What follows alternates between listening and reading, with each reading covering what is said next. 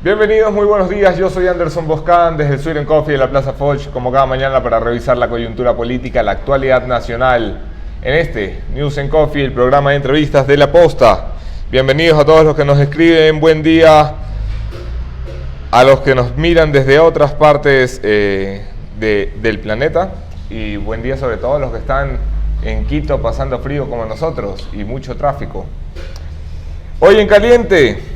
Sigue el país todavía conmocionado por el secuestro de 3 colegas.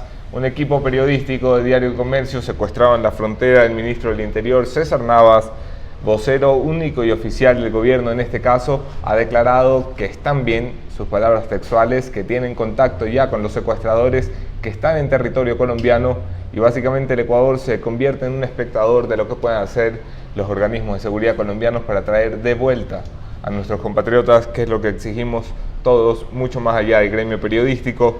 Más de 200 comunicadores hemos firmado una carta exigiendo al gobierno que actúe de forma responsable, haciendo un exhorto para que se hagan públicos los nombres de nuestros colegas secuestrados, como lo piden los protocolos de seguridad internacionales en caso de secuestro, y por supuesto evitando declaraciones como las que ayer dio el ministro Navas, que puedan ser malinterpretadas, atribuyendo la responsabilidad del secuestro a las víctimas, asegurando que se les advirtió lo peligroso que es ejercer el oficio en la frontera en estos momentos. Evidentemente es peligroso, este es un oficio peligroso y evidentemente un periodista y un equipo periodístico va a intentar arriesgar su vida.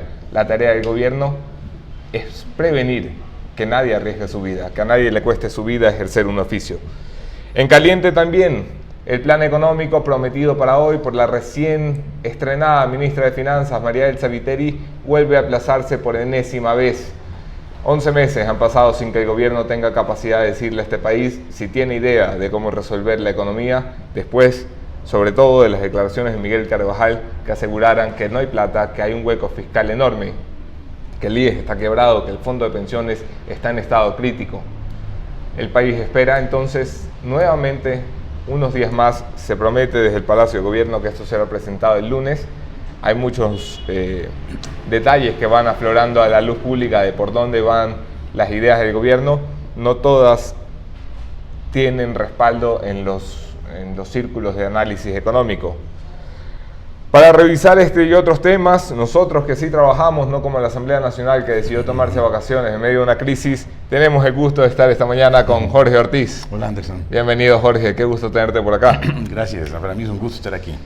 Hombre, cuando estuviste por aquí la última vez, en este país había una crisis política. Hoy hay una crisis económica declarada por voceros de gobierno y además una crisis inédita en la seguridad y la soberanía nacional. Empecemos por esto último. No había pasado antes algo así. ¿A qué nos enfrentamos? Claro, nos estamos enfrentando, yo creo que a las consecuencias de que el gobierno anterior fue sumamente laxo en sus relaciones, incluso relaciones un poco sospechosas, con ciertos grupos irregulares que funcionaban en la frontera. Por lo demás, parecería que el gobierno colombiano siempre tuvo la intención de empujar un poco el conflicto hacia acá, parecería, no lo podría asegurar desde luego, pero es evidente que esa zona, toda la zona fronteriza de San Lorenzo, incluso en el sector oriental, en el Putumayo, la situación de seguridad ya son varios años que es muy peligrosa. Claro, el momento que la prensa empieza a recuperar su actividad después de 10 años y medio de persecución durante el correísmo, empieza a meterse en los lugares donde debería haber estado siempre la prensa y que durante muchos años no pudo estar porque la prensa estaba muy perseguida, muy maniatada. Cualquier cosa que hacía o dejaba de hacer era cuestionada, era criticada, era perseguida, era enjuiciada. Estaba tratando de sobrevivir y no de informar. Exacto, exacto. Entonces, claro, los periodistas empiezan a meterse en los lugares candentes para llevar la información a su público. Y claro, como tú muy bien lo dijiste en la introducción, pues el oficio de periodista es por sí mismo, ontológicamente, es un oficio peligroso. Y claro, ocurrió lo que ocurrió, ahora están perseguidos, ahora están secuestrados, ahora las autoridades del Estado, los organismos de seguridad tienen que responder con rapidez y con eficacia. Hay varias respuestas que me gustaría traer a la mesa por parte de los organismos del Estado. La primera es Una frase contundente del ministro César Navas, que se ha convertido en vocero de esta crisis, asegurando: el problema no opera en nuestro territorio, que es una gran frase maestra que están repitiendo los voceros de seguridad del Estado. Parece que se están enterando, después de 60 años, que hay un conflicto armado en Colombia y que este está en nuestras fronteras. Porque es que me da la impresión de decir que no opera en nuestro territorio, después de 4 bombas, 2 ataques al ejército y un secuestro de periodistas, me parece una tomadura de pelo. Claro, lo es, evidentemente es una tomadura de pelo. ¿Qué tan metido en nuestro territorio es el problema? Pues acordémonos que el señor Raúl Reyes, entiendo que en ese momento era el número 2 de las FARC. Las FARC era el movimiento insurgente, guerrillero más potente que había habido en Colombia y que probablemente en América Latina en cuanto a guerrilla rural. Estaba el señor Reyes viviendo en nuestro territorio, tenía una base en nuestro territorio y parece que el gobierno ecuatoriano, el del señor Correa, o no se enteró o no le importó. Y finalmente pues tuvimos que sufrir la afrenta de que venga el gobierno colombiano y destruya ese campamento en territorio ecuatoriano después de haber visto cómo el gobierno ecuatoriano no reaccionaba, ¿no? Es decir, parecería que el gobierno ecuatoriano de los últimos 11 años, como que ese tema lo quiere que mirar para otra parte, así como no lo ve, no existe, pero existe, está ahí y estamos viendo sus consecuencias que pueden ser peores si el gobierno y los organismos de seguridad del Estado no reaccionan con rapidez, con eficacia y con sabiduría. Nos pusieron una bomba en un destacamento policial en San Lorenzo, nos pusieron una bomba que estalló antes de ponerse en el lugar donde podía hacer daño, muy cerca de un destacamento naval. Nos pusieron una bomba en Mataje, donde finalmente mataron a 3 miembros del ejército. Están atacando a todas las fuerzas y los organismos de seguridad del Estado. ¿Qué mensaje trae eso? Bueno, porque no son blancos al azar. Claro. Yo creo que está claro que esos organismos, que el ELN, que se supone que ellos son, ¿verdad? O disidentes de las FARC que no plegaron al proceso de paz. Lo que quieren decir al Ecuador y sobre todo a Colombia es: estamos vivos. Y en esta negociación de paz que ha emprendido el ELN, se sepan que hay movimientos guerrilleros que están operativos y que están trabajando y que están dispuestos y que están resueltos para lograr seguramente una negociación más favorable. No lo sé, no me puedo meter en la mente de un guerrillero. Me parece que la política por vías violentas es algo abominable. Y más en este caso, después de 60 años de una violencia irracional que terminó como lo que terminó, en una derrota abrumadora de las FARC. Lamentablemente el presidente Juan Manuel Santos, al firmar ese acuerdo de paz, que fue por lo demás positivo, pero no logró presentar ese acuerdo como lo que era, una claudicación de las FARC una vez que habían sido derrotadas militarmente.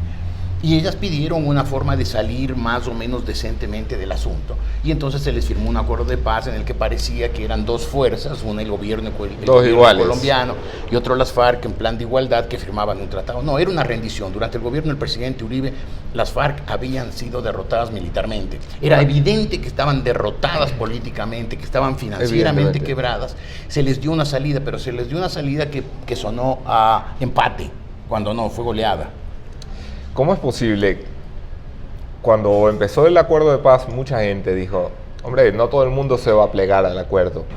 No mucha gente. Hubo un informe de Naciones Unidas, junio de 2016, que alertaba al Estado ecuatoriano que aproximadamente 10.000 u 8.000 miembros de la FARC no se acogerían al proceso de paz y sería altamente probable que se trasladen a territorio ecuatoriano.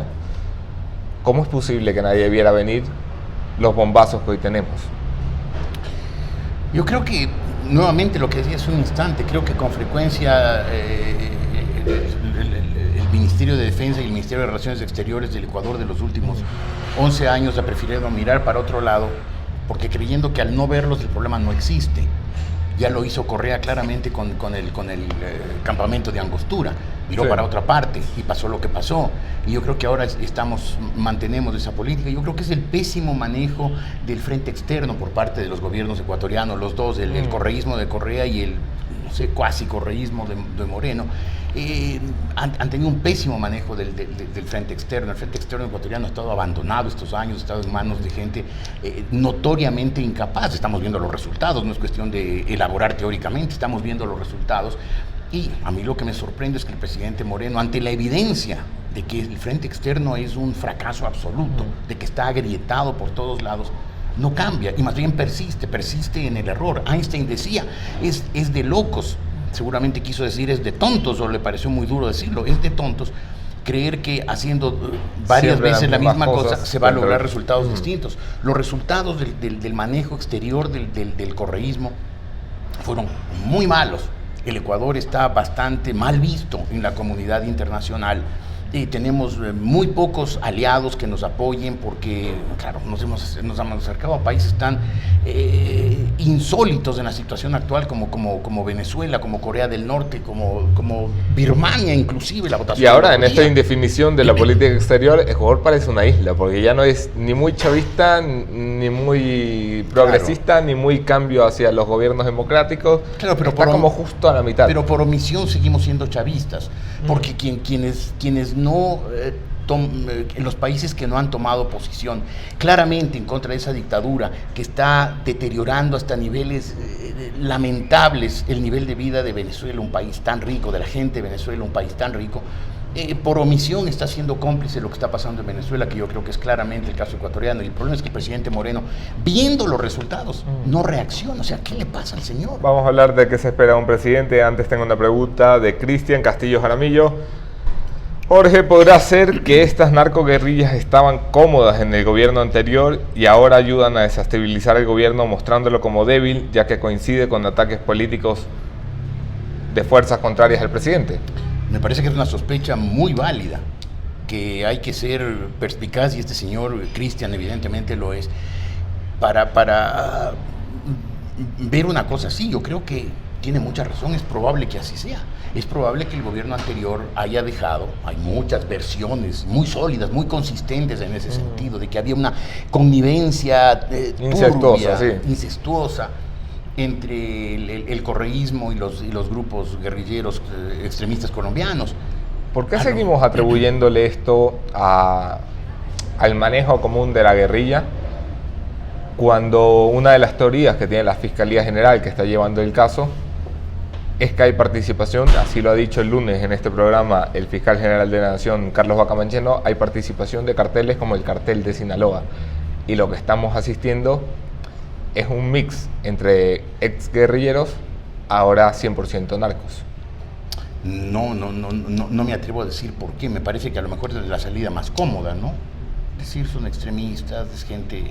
Porque queremos seguir siendo un país de paso de droga y no un país controlado por el narco. El fiscal y en general la fiscalía ecuatoriana, tan cuestionada y con tanta razón en los últimos años por todas las cosas tan turbias, tan torcidas, tan retorcidas que ha hecho, sin duda tiene más información de la que puedo tener yo como para dar una versión. Si el fiscal Vaca ha dicho eso, debe tener su información, una información privilegiada. En todo caso, lo que está pasando es turbio, lo que está pasando es raro, lo que está pasando es consecuencia de 11 años de un frente externo resquebrajado, manejado con demagogia, con ideologización, con torpeza. Hablabas de lo que debía hacer un presidente, que es una de las cosas que me gustaría escuchar, porque hemos visto una situación inédita, el secuestro de un equipo periodístico. Que hablo de periodistas secuestrados como hablo de ciudadanos secuestrados, simplemente que los periodistas estaban allí haciendo su oficio de informarnos qué está pasando. Y el presidente decide esconderse en las faldas de sus ministros, que son los que le dan la cara al país y le explican al país a medias qué es lo que está pasando. ¿Qué se espera que haga un presidente en una situación como esta? Porque te escucho muy crítico con la postura presidencial. A ver, yo creo que el presidente Moreno tiene elementos suficientes, porque la fuerza de lo evidente está ahí, ¿no? Para darle un golpe de timón rápido, eficiente, efectivo, resuelto a su gobierno. No quiero que gire hacia la derecha. La gente que votó por él era gente que en general estaba ubicado del centro hacia la izquierda, y además esa era la ideología que siempre proclamó el presidente Moreno. Pero evidentemente tiene que buscar gente eficiente y eficaz que le ayude a ejecutar sus ideas sin persistir en los fracasos que en el gobierno de Correa causaron lo que causaron. El presidente Correa, como parte de sus muchos complejos, frustraciones, resentimientos, odios, malos sentimientos, malos humores, se rodeó, tenía también esa idea de que nadie a su alrededor le haga sombra. Y se rodeó de gente, salvando unas pocas excepciones, de una mediocridad pavorosa, de una ignorancia, pero pantagruélica. Y esa gente, claro, fracasó. Sí, el gobierno de Correa logró maquillar en algo su fracaso porque tuvo muchísima plata, como ningún otro gobierno en la historia del país, 350,000 millones de dólares, 400,000 barriles de petróleo que en un momento dado durante varios años le dejaban al país o se vendían a $110 por barril. Era una catarata de dinero. Y entonces, claro, con ese dinero cualquier gobernante, incluso Correa, podía parecer bueno. Y logró engañar a mucha gente, además con una maquinaria propagandística, eso sí, muy buena. Sí. Muy buena, que engañó a mucha gente y que la mantiene todavía engañada, pese a que la contundencia del Si hubiera funcionado el gobierno como funcionaba la propaganda, imagínate. Éramos Suiza. Pero se rodeó de gente muy incapaz, de gente muy mediocre, ante la cual, pues, obviamente Correa, con sus limitaciones intelectuales que yo siempre dije, un hombre de un carisma brillante, un hombre de un intelecto rápido y de mucho sentido de lo popular, le sabía decir a la gente lo que la gente quería oírle, pero con unos enormes vacíos en su formación intelectual y con una escasez de reflexión, como se vio en las posturas que defendía, absolutamente superadas hace más de medio siglo. Lo extraño es que el presidente Moreno, que evidentemente es un buen hombre y que evidentemente no tiene esas obsesiones ideológicas ni ese afán enfermizo de protagonismo que tenía Correa, ya debería cambiar esa gente, porque esa gente es mediocre, lo ha demostrado, fracasó, tiene que irse. No entiendo por qué, salvo ciertos sentimientos de amistad que uno puede entender, pero que en el Estado no deben primar. Mantiene a esa gente, le da más poder y claro, obviamente volvemos a Einstein, ¿no? Si se repite el mismo proceso, los resultados siguen siendo los mismos. Si tenemos un frente económico como el que tenemos, que aplicó unas políticas como lo que aplicamos, los resultados van a ser todo lo malo que fueron. El Ecuador vamos a hablar una deuda del 90% del PIB que no va a poder de economía, pagar. Jorge, pero me gustaría, antes de pasar a otro tema, una pregunta que ya veo 3 veces repetida, Rosana, Fabricio y César, me parece, César Oresor. Quieren saber cómo ves tú la posibilidad de que intervenga o colabore o coopere las fuerzas de seguridad estadounidenses y colombianas en este país. Y un paso más allá da uno de los que pregunta, Javier Fullín, ¿cómo verías el regreso de una base militar extranjera al país? ¿Parte del problema o de la solución? A ver, me parece un tema muy delicado porque evidentemente decir el Ecuador no está por sí solo, sus Fuerzas Armadas no están por sí solas en condiciones de mantener la seguridad de este país, de derrotar a los cárteles del narcotráfico o a los grupos insurgentes extremistas que operan en nuestro territorio, pues sería muy triste tener que decir eso, no pueden. Y yo no sé si no puedan, ¿no? No sé si las fuerzas ecuatorianas, las Fuerzas Armadas ecuatorianas estén o no en la capacidad estratégica, logística, armamentística, con poder de fuego, como para derrotar a esos grupos. A mí me parece que tener que pedir el apoyo de fuerzas extranjeras, fuerzas colombianas, fuerzas americanas, sería triste. Ahora, ¿qué es peor? ¿Tener que pedir el apoyo extranjero o aceptar que nuestro territorio sea un lugar donde grupos de narcotraficantes o de extremistas guerrilleros se pasean y se arman y operan y secuestran gente? No sé qué es peor. Yo creo que yo no debo dar una opinión. Yo creo que nadie debe dar una opinión. Yo creo que esto es una cuestión de un análisis serio, técnico, y llegar a resoluciones. O sea, ¿estamos o no estamos? ¿Están o no nuestros cuerpos de seguridad en capacidad o no lo están de enfrentar y derrotar a todos los peligros para la seguridad de los ecuatorianos? Si lo están, manos a la obra, derrotémosles pronto y duraderamente. Si no lo están, busquemos la forma de hacerlo. No sé cuáles sean. Tú mencionaste una posibilidad, yo prefiero no mencionarla. Digo, si es que necesitamos algún tipo de reforzamiento de nuestras capacidades de seguridad, para garantizar la tranquilidad de los ecuatorianos y la inviolabilidad de nuestro territorio. Venga de donde venga. No sé si venga de donde venga, pero hay que hacerlo. Okay. Hay que hacerlo. Quienes deben resolver eso son los expertos en seguridad, y creo que en las Fuerzas Armadas, a pesar del maltrato y las humillaciones constantes que han recibido durante los últimos años, deben todavía, supongo que sí, mantener un nivel técnico que les permita hacer una evaluación válida y llegar a conclusiones que puedan ser aplicadas. Hace pocos días La Posta publicó un texto análisis de Ricardo Árquez, un periodista español de larguísima trayectoria en la cobertura de terrorismo. Básicamente fue el hombre que desarticuló los GAL en España a través de investigaciones periodísticas, que se enfrentó, tiene un libro buenísimo, ETA, el Estado contra Medo, y Árquez, que estaba en el país cuando escribió este artículo para La Posta, aseguraba varios puntos. Primero, que el terror no ha hecho más que empezar, que al Ecuador se le ha declarado una guerra de la cual no se da por notificado, que hay protocolos de seguridad que se desconocen absolutamente en el país, tanto así que luego del atentado, esto caí en cuenta después de leer el análisis, luego del atentado contra un destacamento policial, en todos los destacamentos policiales de este país debió haber algún protocolo de seguridad. Pues no, se parqueaban carros como que fuera la Feria de la Alegría, incluyendo el cuartel modelo de Guayaquil. Y lo más preocupante que decía Árquez, que si hay una voz autorizada para hablar de terrorismo desde el periodismo, seguramente es él, aseguraba que el terrorismo no conoce de territorios y ha empezado en las fronteras porque es su línea básica de operación, pero es muy, muy iluso pensar que allí se va a quedar. Es un escenario feo. Terrible, espantoso. ¿Crees probable que esto escale? A ver, si tú puedes asegurar, y estoy seguro que si lo aseguraste, tienes las bases para hacerlo, que este señor es la persona más calificada para hacer un análisis sobre la violencia a partir de su experiencia en España, y especialmente entiendo que con la ETA, con los guerrilleros, con la radicalización en el País Vasco.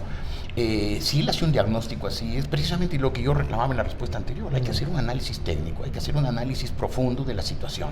Si la situación es tan grave como este señor opina que es, y como otras personas a quienes he escuchado dicen que es, hay que reaccionar pronto y bien. Hay que reaccionar pronto y bien. El gobierno ecuatoriano durante los últimos años, y a veces puedo sonar repetitivo en lo que hago, pero yo creo que los daños que dejó al país Correa y el correísmo durante 10 años y medio de obstinarse en unas políticas que seguían fracasando y que solamente eran enmascaradas por la cantidad de dinero que había que recibir el país por los altos precios del petróleo.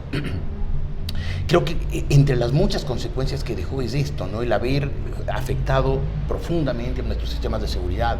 Las Fuerzas Armadas fueron constantemente maltratadas, se las debilitó sistemáticamente, no se les dio el apoyo que necesitaban. Se puso al frente como ministros a gente en su mayoría totalmente incapacitada para ejercer esos cargos, y además muchos de ellos con mala voluntad hacia las Fuerzas Armadas, porque provenían desde un sector político en que siempre fueron a los cuerpos de seguridad del Estado como los enemigos, como los adversarios a vencer. ¿Qué opinas de los nuevos encargados de los ministerios de seguridad? Lo de César Navas, ministro del Interior, Patricio Zambrano, ministro de Defensa. Voy a decir una barbaridad que mucha gente no me va a creer, pero la verdad es que en los últimos años yo me convertí en una de las personas más desinformadas del país. Todo lo que pasaba era tan malo, Anderson. El Ecuador iba torciéndose su rumbo en medio de... Me apodero de tu metáfora de la Feria de la Alegría. La gente no se daba cuenta de la barbaridad de lo que estaba ocurriendo, como por ejemplo los niveles de convivencia entre los ecuatorianos se deterioraron, cómo este país se llenó de rencores, de odios, de enfrentamientos, cómo se partió en dos, y cómo muchas de las instituciones básicas de un Estado de derecho moderno, próspero, eficiente, se iban deteriorando. Entre ellos, por ejemplo, las Fuerzas Armadas, entre ellos, por ejemplo, la economía, una economía sólida, sana, de mercado, inclusiva, que meta a la gente, que le haga participar, que genere puestos de trabajo. Y la gente no se daba cuenta, estaba en la Feria de la Alegría, con el dinero y con el gasto público desenfrenado, el endeudamiento externo, todo esto se encubría. Y uno de los temas que yo creo que es más grave es esto, ¿no? El Ecuador parece hoy, a la luz por lo menos de lo que ha pasado los últimos días, bastante poco protegido, lo que tú decías, los protocolos de seguridad, como que como que se desconocen, no solo que no se aplican, sino que se desconocen porque el Ecuador no trabajó en esos temas. ¿Por qué? Por descuido, tal vez, por incapacidad de los funcionarios del correísmo, probablemente también, o como mucha gente sospecha, porque había cierta identificación ideológica entre el gobierno anterior y muchos de los cuales están en este gobierno todavía, y esos sectores extremistas. Y entonces, claro, no solo les dieron fuerza, no potenciaron a las estructuras de seguridad del país, sino que las debilitaron pensando que es el enemigo a vencer. Aprovecho este pie para cerrar el capítulo de la crisis de seguridad y abrir el capítulo de la crisis política e institucionalidad que ha heredado el gobierno y que mantiene todavía latente y vigente.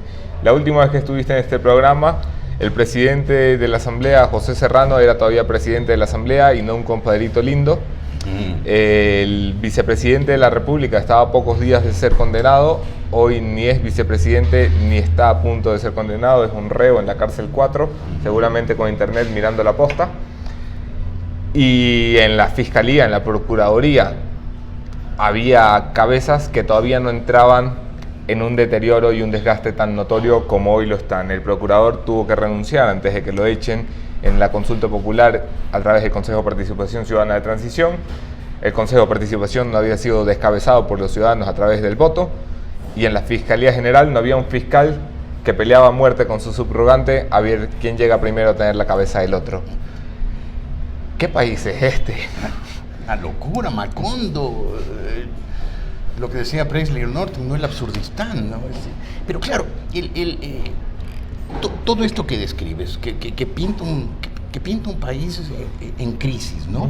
Que pinta un país en el que se abrió la válvula después de 10 años y medio en que todo se mantuvo con amenazas, con presión, con represión, encapsulado. Y que claro, las tensiones propias de una sociedad, que en un régimen democrático tienen que ser procesadas a diario, no fueron procesadas, se mantuvieron cerradas a punta de miedo, a punta de represión, a punta de silencio, a punta de un aparato estatal que funcionaba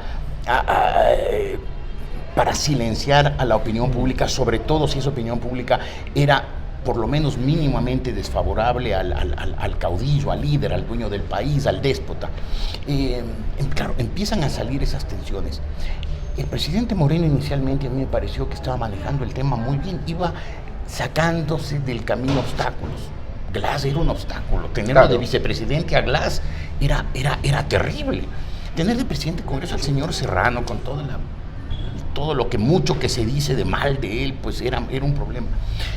El presidente Moreno finalmente se ha sacado del camino a varios. Mantiene a muchos correístas ineptos y fanáticos, creo yo, y no logra sacárselos de encima, pero en gran parte ha despejado el camino. El problema es, él no ¿para qué? Ya tiene un poder más grande, ¿por qué no lo usa? ¿Qué espera? Eso quiero preguntarte, ¿él no va rápido porque no puede, porque no quiere o porque no le conviene? Lo último lo descartaría, creo que le convendría hacer cambios más rápidos para la eficiencia y la credibilidad de su gobierno. No sé si no quiere o no puede. No sé si no quiere porque siente que esa gente, esos correístas que heredó, que han estado 11 años en el gobierno con prebendas, con privilegios, con poder, son sus amigos y es la gente en la que él puede confiar y por lo tanto no quiere sacárselos de encima o no puede porque lo tienen secuestrado. Yo creo que el presidente Moreno, me sospecho que también es rehén de cierto sector político. ¿De cuál? Del que quiere volver a Montecristi y que cree que el triunfo de Moreno, especialmente en la consulta, significó un regreso a las bases, a las esencias de Montecristi, y quiere optar por un camino pedregoso de regreso hacia todo ese discurso sesentista con que empezó Correa y con que sedujo a tanta gente. Me parece que está claro que ese no es el rumbo del país. La economía del país requiere rápidamente de medidas claras, entre las cuales me parece que la liberalización de la economía es importantísima.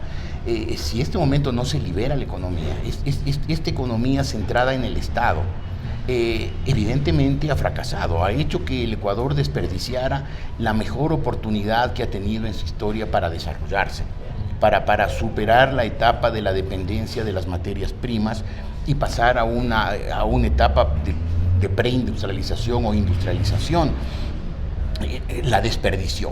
Creo que este momento habría que tomar decisiones rápidas, liberalizar la economía, abrirla, permitir el regreso de capitales que fugaron o la llegada de capitales nuevos, volviendo atractivo a las inversiones para el Ecuador. No se trata tampoco de entregar el país ni nada de eso. Ese discurso tonto, cansado, repetido de la izquierda más cuadriculada, más antidiluviana, va a volver a eso. Pero no, yo creo que si uno ve la situación de los países desarrollados de los países que se desarrollaron en los últimos años, todos ellos lo hicieron primero a base de un ahorro interno fuerte y después a base de atraer capitales, de manera que haya inversión. La inversión significa empresas nuevas, significa trabajo, significa impuestos, significa dinamización de la economía. Y todo eso hay que hacerlo pronto, porque si no, la economía, el presidente Moreno se le está hundiendo. Para que gente que fue absolutamente responsable del caos de la economía ecuatoriana en los últimos años, me refiero al exministro Rivera y al ministro Carvajal, que han sido parte del manejo del país durante los últimos años, reconozcan con la crudeza que reconocieron que la situación de la economía ecuatoriana actual es crítica, que estamos al borde del abismo. Ya el presidente Moreno, vicepresidente del gobierno anterior, un mimado del gobierno anterior, dijo: no me han dejado la mesa servida, sino todo lo contrario. Estamos diciendo que no es los neoliberales, la oposición enardecida, no, es la gente del gobierno correísta la que reconoce que Correa dejó una crisis muy severa en la economía y que algo hay que hacer. Perfecto el diagnóstico y las medidas. Ahora nos dicen que el 2. ¿Cuáles serán esas medidas? ¿Las anunciarán el 2? ¿Serán profundas o serán otra vez maquillaje para patear el problema? Para que no llegue ahora, sino se vaya hasta fin de año y al final del año ya veremos qué hacemos. Sería trágico. Para no pasar todavía al capítulo económico, que ya lo has descrito con certezas y que me gustaría sea la conclusión del programa, en esta ineptitud política de la que se le acusa al gobierno de inmovilidad, de no haber generado cambios, aprovechando el baño de voluntad popular y de simpatía que le dieron los ciudadanos a través del voto, si el gobierno funciona poco, la asamblea funciona menos. No solo están de vacaciones en una crisis de seguridad, es que están a punto de cumplir el 25% de su periodo legislativo. Han aprobado una sola ley de la que pueden sacar pecho, que es la de ley de contra violencia de género. Se han comido vía juicio político a 2 funcionarios que estaban caídos y no han hecho más. Claro, pero eso es culpa del ritmo político que tenemos. Es decir, cuando empezó el gobierno actual y se vio que Correa, tal como algunas personas anticipamos, si tú quieres vaticinamos, Correa se iba a convertir en el gran opositor del gobierno para él presentarse como la voz nueva, la voz fresca y querer pretender volver al país después de 4 años. Cuando se dio eso, yo pensé, y hubiera sido, entiendo yo, lo sensato, que el presidente Moreno tomara medidas más rápidas, ¿no? más eficaces, con más resolución. Con lo cual, no solamente tomaba el toro por las astas antes, con lo cual impedía que los problemas se agravaran, sino que inclusive su imagen se hubiera visto reforzada al ver un presidente que asume los problemas, que los enfrenta. Yo creo que el deterioro de la imagen del presidente Moreno, que empiezan a medir las encuestas, creo que es el reflejo no de equivocaciones ha tenido relativamente pocas, sino inacción. Uno dice, ¿por qué no la cambia la canciller? Es evidente que la canciller no está capacitada para dirigir las relaciones exteriores del Ecuador, no está capacitada. Y no solo a ella, el equipo que la rodea y algunas de las personas que antes estuvieron ahí. ¿Por qué no la cambia? ¿Cuál es el nexo irrompible? ¿Cuál es la dependencia política que la tiene? ¿Por qué es imprescindible? ¿Por qué no cambia a varias personas del Frente Económico que han demostrado ineptitud y que son cómplices, partícipes directos de la crisis que el mismo gobierno de Lenín Moreno y de su gente está denunciando? ¿Por qué no los cambia? ¿Por qué no da un golpe de timón? Si esas políticas fallaron, como el mismo gobierno reconoce, ¿por qué no da el golpe de timón y cambia esas políticas?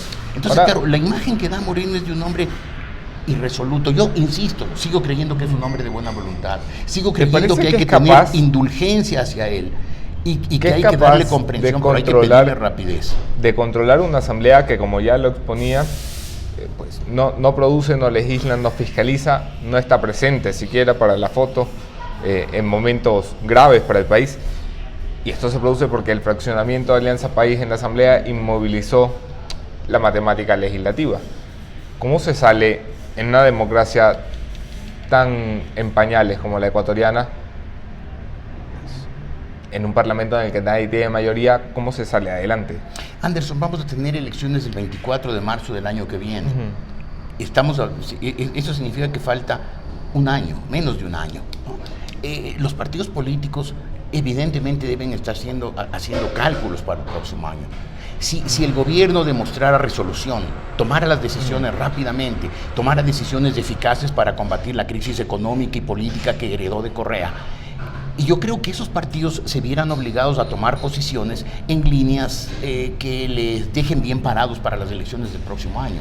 Pero claro, si el gobierno sigue siendo lento de decisiones, sigue vacilando, sigue anclado en personas que ya fallaron y seguirán fallando, que seguirán fracasando, que seguirán acumulando errores, obviamente los partidos políticos tampoco tienen la voluntad de apoyar a este gobierno en el Congreso.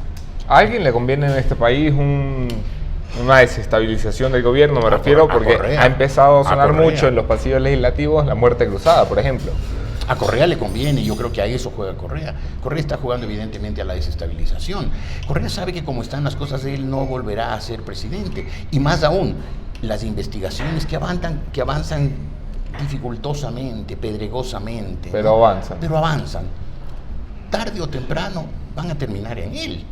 Los correístas más enardecidos se van a gloriar de que Correa sabe todo lo del país, que él sigue cada proyecto, que él sigue cada contrato, sabe por dónde va, en qué se ha avanzado, cómo está cada provincia, cómo está cada cantón, cómo está cada parroquia.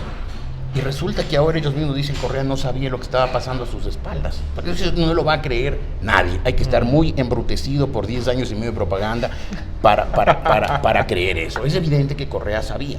Y por lo tanto estas investigaciones tarde o temprano llegan a él. El momento que él tenga una sentencia en firme por peculado, chao, adiós Correa, desaparece la vida política del país.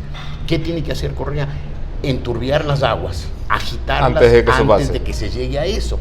Y entonces, pues las cosas que estamos viendo en el país, a lo mejor, no me atrevo a asegurarlo, pero sí a lanzar la sospecha, a lo mejor en esas cosas Correa algo, o la gente de Correa, o los radicales de Correa, algo tienen que ver. Para pasar al plano económico, en la recta final de esta entrevista y conversación con Jorge Ortiz, Denis Roberto te pregunta, estimado Jorge, ¿crees que el gobierno tiene alguna alternativa para manejar la economía sin que esto incurra en más deuda, paquetazos o golpes económicos para los ciudadanos? ¿Los ciudadanos necesariamente tienen que pagar la factura de la farra del correísmo? Parecería, es durísimo decirlo, pero parecería que a esta altura sí. O sea, los ciudadanos fuimos de alguna manera cómplices de la farra del correísmo, porque durante 10 años y medio el Ecuador vivió dichoso viendo cómo el sector público gastaba, como todo lo que entraba, que era mucho por el petróleo, y todo lo que el gobierno se endeudaba, que era mucho también, se lo gastaba. Entraba al torrente circulatorio, se convertía en consumo, y estaba la gente feliz gastando, comprándose autos, comprándose televisores gigantescos, yéndose de viaje, y claro, alguien tenía que pagar esa cuenta, ¿no? La escuela de Chicago decía: no hay nada como, no hay un almuerzo gratis. No existe el free lunch. Gratis, ¿no? Eso significa que las cuentas al final alguien las paga. Este café no lo voy a pagar yo, pero alguien lo tiene que pagar, seguramente. Yo tampoco. O lo asume Sweet No, no lo digas muy alto que nos íbamos a ir sin pagar hoy. Pero alguien asume el costo. El Ecuador va a tener que asumir ese costo. Yo no sé cómo. Y yo creo que en el Ecuador hay técnicos economistas sólidos, serios, preparados en el exterior, que han reflexionado, a los que Correa, con el desprecio que lo caracterizaba, les decía los contadores. que han planteado una serie de alternativas. Yo no tengo el nivel técnico como para saber cuál de esas alternativas es la más válida y la más indolora y la más rápida para solucionar el problema, pero creo que sí hay soluciones. El problema es que hay que aplicarlas y que a lo mejor esas soluciones incluyen un ajuste y a lo mejor lo vamos a tener que padecer, porque tuvimos 10 años y medio de farra, chuchaqui queda. Estamos a punto de cumplir un año de gobierno en poco más de mes y medio. ¿Qué ha hecho de bueno, qué ha hecho de malo, qué ha hecho de feo?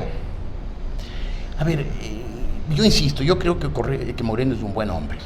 Y eso marca un gran contraste con el tipo anterior, que era un hombre lleno de malos sentimientos, de rencores. Un hombre que nunca logró la grandeza de un hombre de Estado que se pone por encima del bien y del mal y gobierna para todos los habitantes de un país, sino que era un hombre siempre, cada vez que hablaba tenía que hablar mal de alguien. Yo creo que Moreno es todo lo contrario, es un hombre bueno, es un hombre de buenos sentimientos, de buenos afectos, es un hombre bien intencionado, que además no está pensando en la perpetuación ni en su gloria, creo que quiere hacer un buen gobierno. Eso es lo bueno. Lo malo que no se resuelve hacerlo o que no le dejan hacerlo, que o lo tiene secuestrado de rehén ese grupo más radical, más retorno a Montecristi, que fueron los ideólogos del gobierno de Correa en la primera etapa y que se acostumbraron al poder, le gustó, lo disfrutaron, lo usufructuaron. Se acostumbraron a andar con secretarias, mensajeros, choferes, guardaespaldas, edecanes, asistentes. Les gustó, están felices yendo a comer en los restaurantes más caros, viajando en primera clase, llegando a salas VIP, a hoteles 5 estrellas. Les gustó, están enloquecidos. Maravilla, el mundo ha sido eso. Y obviamente no lo quieren dejar a Moreno que se aparte de esa línea, porque si se aparta de esa línea, pierden los privilegios. Ellos pierden los privilegios. Entonces lo feo es que no lo dejen y que el presidente Moreno no haya encontrado la forma o la resolución para hacerlo. Y lo feo es que el país se va deteriorando.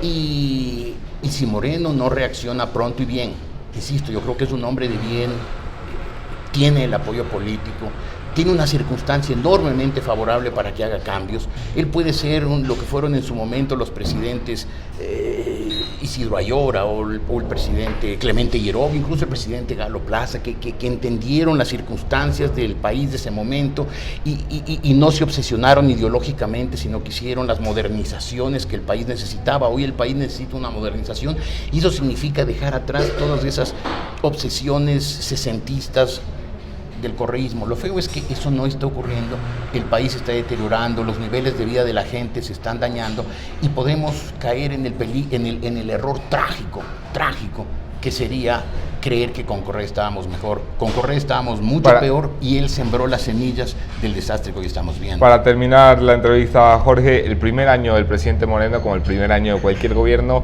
se ha tratado de sentarse, agarrar el poder que no se entrega con la banda presidencial, sino que hay que cooptarlo poco a poco, claro, y tratar de sentar las bases de lo que será su gobierno. ¿Qué podemos esperar de su segundo año? ¿De qué se tratará? Yo creo que uno de los problemas es la incertidumbre. No sabemos cuál será el guión, cuál va a ser el hilo argumental del Ecuador en los próximos meses. Si el presidente Moreno se resuelve a dar un golpe de timón, a librarse de la gente y de las políticas que ya fracasaron, que siguen fracasando y que lo harán fracasar si persiste en ellos, esos funcionarios, y en ellas, esas políticas, pues el guión será un país que se deteriora, que se convulsiona, en que la crisis económica se acentúa, que aumenta el desempleo, aumenta la delincuencia, aumenta la incertidumbre, aumenta el éxodo o vuelve el éxodo. Si en cambio el presidente Moreno resuelve tomar las medidas que el país requiere, hay muchas personas de buena voluntad que creo yo que han demostrado que están dispuestas a colaborar, técnicos que pueden hacer diagnósticos sólidos y plantear soluciones válidas. Si el presidente Moreno, por el contrario, en vez de la inacción, del apego a políticas equivocadas y a políticos fracasados, toma decisiones violentas dentro de su línea de pensamiento, yo creo que el país puede tener un renacer.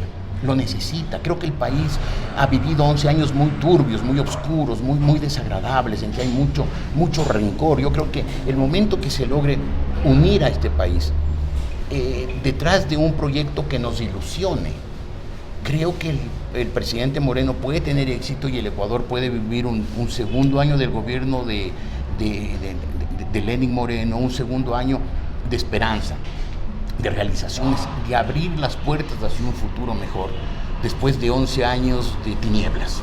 Ojalá. Me quedo con esa reflexión final. Muchas gracias, Jorge, por estar acá. Un gusto, Anderson. El gusto de tenerte acá es inconmensurable. Gracias a ustedes también por conectarse, sus preguntas, sus comentarios, sus likes y sobre todo sus compartir, que nos ayudan muchísimo. Suscríbanse a La Posta, suscríbanse al canal de YouTube de este servidor. El país vive momentos difíciles. He repetido esta frase muchas veces en los últimos meses, porque son momentos difíciles.